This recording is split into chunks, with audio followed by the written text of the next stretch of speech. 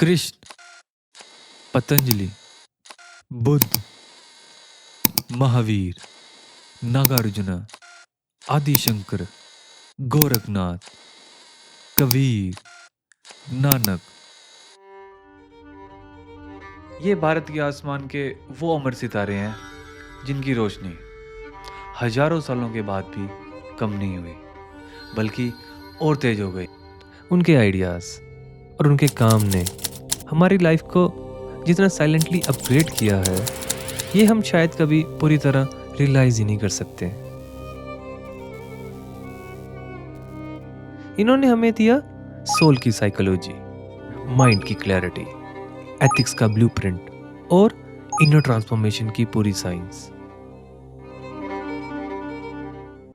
उन्होंने सिर्फ दुनिया को बदला नहीं, बल्कि इंसान के अंदर एक बेहतर सेल्फ जगाया। एक ऐसा सेल्फ जो सोच सकता है, सवाल कर सकता है और टाइम के साथ साथ इवॉल्व हो सकता है। और ये वही लेगेसी है जिसको दोबारा जिंदा करने की जिम्मेदारी आज हम सब पर है।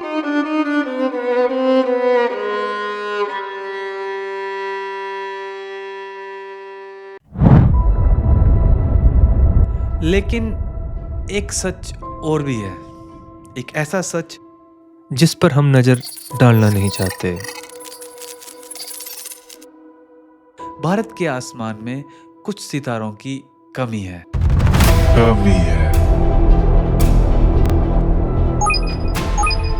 और इसी कमी का असर आप रोज अपने आसपास महसूस करते हो। ये जो सारे घर हैं, ये सब कूड़े के ऊपर ही बने हुए हैं।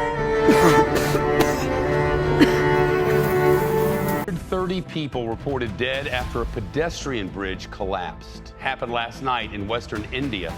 We have security camera footage of the bridge as it gave way. And this is not a new phenomenon. Year after year, Delhi's winter pollution has been described with metaphors: blanket of smog, breath of death, toxic haze, even air apocalypse. India is reeling after its deadliest train crash in decades. Nearly 300 people have died and another 900 injured. हमने inner world को समझने में ऐसी गहराइयां, ऐसी depth छू ली जिससे आज भी पूरी दुनिया हमसे इंस्पायर होती है। जितनी गहराई हमने अंदर बनाई, उतना ही खालीपन हमने बाहर छोड़ दिया। और शायद इसी वजह से $4 ट्रिलियन की इकोनॉमी होने के बाद भी हमारी 75% से ज्यादा पॉपुलेशन आज भी गवर्नमेंट सब्सिडाइज राशन पर डिपेंडेंट है। ये सिर्फ एक नंबर नहीं है, ये उस सिविलाइजेशन की धड़कन है जो हमें बता रही है कि कहीं कुछ ना कुछ गलत है, कहीं ना कहीं कुछ तो कुछ गैप है। और इसी गैप को यूरोप के सितारों ने काफी साल पहले फिल किया। वो सितारे जो भारत के आसमान में नहीं हैं। Socrates, Plato, Aristotle, Newton, Tesla, Einstein, Darwin, Descartes और इमैनुअल कांट। ये वो थिंकर्स थे जिन लोगों ने आउटर वर्ल्ड को एटम से लेकर कॉस्मोस तक एक एक लेयर में ब्रेक किया और समझा। नेचर, मैटर, मशीन्स, मैथमेटिक्स, सबको डिटेल से डिकोड किया। From this perspective we can understand Bharat और यूरोप दोनों की अपनी अपनी ब्रिलियंस और अपनी अपनी कमी है। भारत ने अंदर की दुनिया को एक्सप्लोर किया और यूरोप ने बाहर की। और एक ट्रूली इवॉल्व्ड सोसाइटी तब ही बनेगी जब ये दोनों वर्ल्ड व्यू, इनर अंडरस्टैंडिंग और आउटर मास्टरी, एक ही माइंड, एक ही सिविलाइजेशन और एक ही ह्यूमन बीइंग में मिल जाएंगे।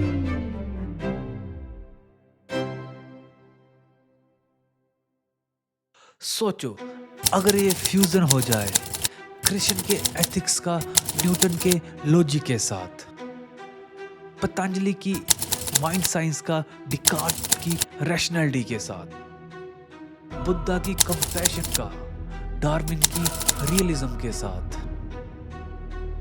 कबीर की यूनिटी का आइंस्टाइन की क्यूरियोसिटी के साथ।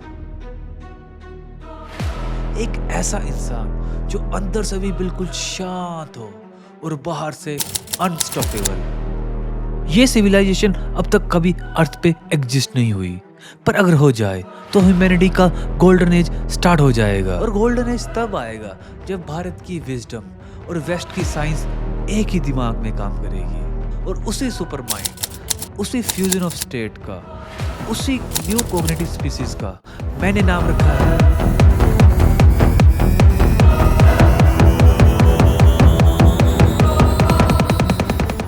बोधनोवा। बोधनोवा एक ऐसा स्टेट ऑफ माइंड है जो 3 पर्सनैलिटियों का फ्यूजन है, बुद्ध, महाराणा प्रताप और आइंस्टाइन।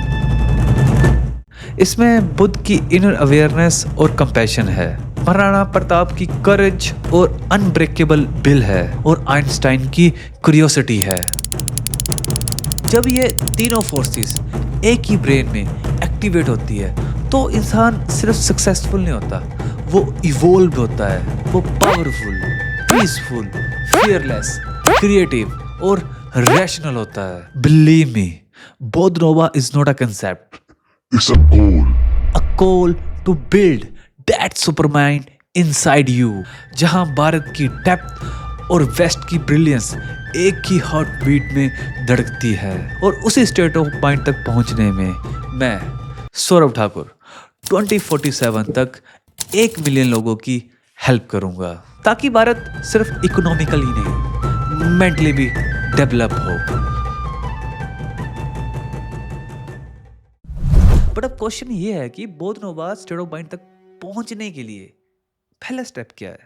तो इसका पहला स्टेप यानी स्टार्टिंग पॉइंट है फिलोसफी, जिसे हम दर्शन भी बोलते हैं। एक सब्जेक्ट मेरे को बहुत पसंद आ गया, वो है फिलोसफी। फिलोसफी पढ़ा तो मेरा दिमाग खुल गया। एक बुक मिला मुझे फिलोसफी का, वो बुक पढ़ा, वो बुक पढ़ के मेरा, जब बोलते हैं ना कि फट जाता है दिमाग कैसे अंदर से, ऐसा फट गया। बहुत सारा, बहुत कुछ हुआ, पागल हो गया। ऐसा लगा कि कुछ समझ में आ गया है। ये बात सही है, फिलोसफी पढ़ने के बाद आपकी इमोशनल इंटेंसिटी, आप नफरत भी नहीं कर पाएंगे किसी चीज से, ना वैसी मोहब्बत कर पाएंगे कि मैं तेरे लिए गर्दन कटवा लूंगा, मैं तेरे लिए जान दे दूंगा। वो ड्रामा नहीं कर, आपको पता है ड्रामा कर रहे हैं, पहले फील हो जाता है ड्रामा हो रहा है। झूठी तारीफ नहीं कर पाएंगे। Socrates very famously said 2,500 years ago that the unexamined life is not worth living. क्योंकि फिलोसफी ही वो ब्रिज है जो इनर विजडम को आउटर साइंस से जोड़ती है, जो बुद्ध और आइंस्टाइन को एक ही माइंड में मिला देती है, जो आदमी को सिर्फ नॉलेजेबल नहीं, इल्यूमिनेटेड बनाती है। तो जब ऐसे माइंड्स सोसाइटी में बनते हैं तो सिविलाइजेशन का लेवल अपग्रेड होता है। पर लेकिन अब सवाल ये है कि फिलोसफी कहाँ से स्टार्ट करें? अगर आप आज YouTube या Google पे सर्च करोगे how to start philosophy, from where to start philosophy, तो आप सीधे सीधे इंफॉर्मेशन वॉर में फंस जाओगे।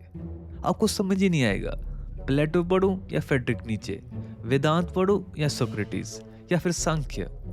ऐसा लगेगा जैसे जीरो से नहीं, सीधा मास्टर से स्टार्ट हो गया हो।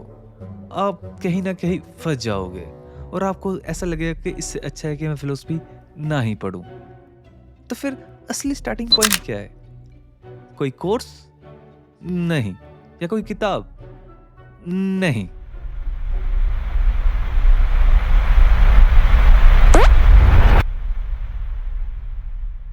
असली स्टार्टिंग पॉइंट है तुम्हारा क्वेश्चन। हो सकता है कि तुम्हारा पहला सवाल हो कि मैं यहाँ क्या कर रहा हूँ, मैं कौन हूँ, कहाँ से आया हूँ। हो सकता है कि तुम पूछो कि खुश रहने का एक्चुअल में रियल मकसद क्या है, रियल वे क्या है, या फिर फ्रीडम क्या होती है। बस यही तुम्हारी फिलोसफी की जर्नी का पहला स्टेप है, तुम्हारा खुद से पूछा गया पहला सीरियसली क्वेश्चन। फिलोसफी की ब्यूटी ये है कि ये तुम्हें रेडीमेड आंसर नहीं देती, ये तुम्हें अपना वाई एक्सप्लोर करने पर मजबूर करती है। ये सिर्फ सोचना नहीं, डीप सोचना सिखाती है। और जब तुम अपना वाई ढूंढ लेते हो, जब तुम अपने रियल इनर सवाल को पकड़ लेते हो, तब प्लेटो की रिपब्लिक हो या वेदांत के उपनिषद, वो तुमसे खुद बात करना शुरू कर देते हैं। और तब तुम उन्हें समझ पाते हो, और तब तुम बनते हो एक रैशनल थिंकर।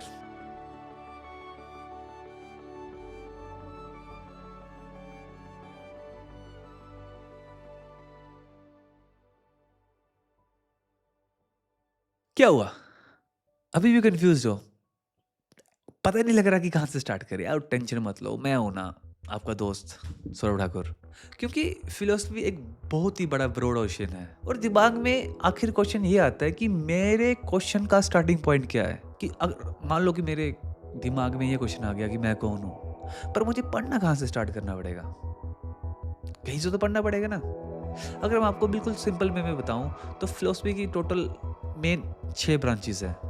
अगर आप सोच रहे हो रियलिटी क्या है, टाइम क्या है, आत्मा एग्जिस्ट करती है या नहीं, तो आप मेटाफिजिक्स में हो। ये ब्रांच रियलिटी के अल्टीमेट स्ट्रक्चर को डिकोड करती है। ये आपसे पूछती है जो मुझे दिख रहा है क्या बस वही सच है?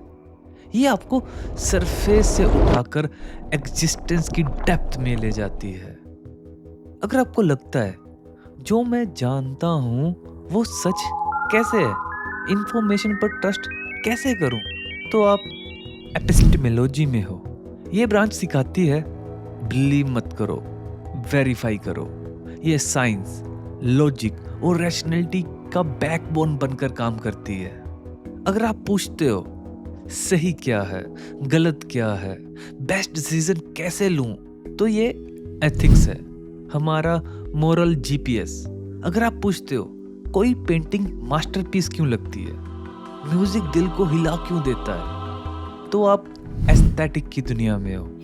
ये ब्यूटी को सिर्फ प्रिटी नहीं बल्कि मीनिंगफुल एक्सपीरियंस बनाकर देखती है। ये सिखाती है कि आर्ट हमारी इमोशनल इंटेलिजेंस को भी शेप करता है। अगर आप सोचते हो बेस्ट सोसाइटी कैसे बनेगी, सरकार को कितनी पावर होनी चाहिए, डेमोक्रेसी होनी चाहिए या ऑटोक्रेसी होनी चाहिए, तो आप पॉलिटिकल फिलॉसफी में हो। जब आप चेक करते हो मेरी रीजनिंग सही है या सिर्फ इमोशंस, तो आप लॉजिक यूज कर रहे होते हो। ये हमारे आर्गुमेंट्स को क्लीन, शार्प, बायस फ्री बनाता है। चाहे वो यूपीएससी के आंसर हो, चाहे डिबेट और चाहे लाइफ के डिसीजंस, सब लॉजिक के बिना वीक हो जाते हैं। अब सवाल ये नहीं है कि फिलॉसफी समझ आई या नहीं आई, बल्कि सवाल ये है कि क्या तुम अपना पहला सवाल खुद से पूछने के लिए रेडी हो? क्योंकि जिस दिन तुमने अपना फर्स्ट सीरियसली क्वेश्चन पकड़ लिया, उस दिन से तुम दुनिया को फॉलो करना बिल्कुल बंद कर दोगे। आपको जरूरत ही नहीं पड़ेगी दुनिया को फॉलो करने की, क्योंकि उस दिन से तुम सोचना शुरू कर दोगे। और सोचने वाले लोग हिस्ट्री को फॉलो नहीं करते, दुनिया को फॉलो नहीं करते, वो हिस्ट्री क्रिएट करते हैं। और बोधनोवा का तो यही फाउंडेशन है, एक ऐसा माइंड जो अंदर से बुद्ध जैसा क्लियर हो, बाहर से आइंस्टाइन जैसा लॉजिकल और बीच में महाराणा प्रताप जैसा फियरलेस। ये कोई स्पिरिचुअलिटी कोर्स नहीं है और ना ही कोई मोटिवेशन वीडियो, ये एक कॉग्निटिव रेवोल्यूशन का इन्विटेशन है। तो अगर तुम रेडी हो अपने अंदर एक नया दिमाग, नई सोच डिजाइन करने के लिए, एक ऐसा दिमाग जो इनर वर्ल्ड को मास्टर करे और बाहर के वर्ल्ड को डिकोड करे, then welcome to the journey of Bodhnova. और मैं हूं आपका होस्ट एंड दोस्त सौरभ ठाकुर, और ये तो अभी शुरुआत है। धन्यवाद, फिर मिलेंगे अगली वीडियो में।